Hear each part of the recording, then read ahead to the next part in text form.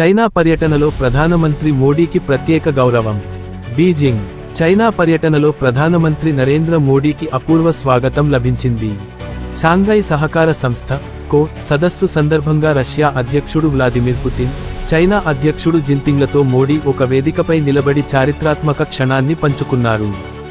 ఈ సందర్భంగా మోడీ మాట్లాడుతూ భారత్, చైనా సంబంధాలు శాంతి, స్థిరత్వానికి దోహదం చేయాలని, పరస్పర సహకారం ద్వారానే అభివృద్ధి సాధ్యమవుతుందని అన్నారు.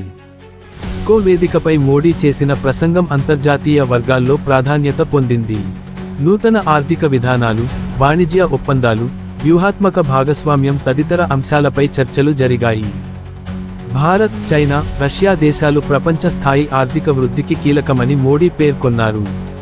ఉగ్రవాదాన్ని ఎదుర్కోవడంలో ఏకతాటిపై కదలాలని, వాతావరణ మార్పులను సమష్టిగా ఎదుర్కోవాలని పిలుపునిచ్చారు.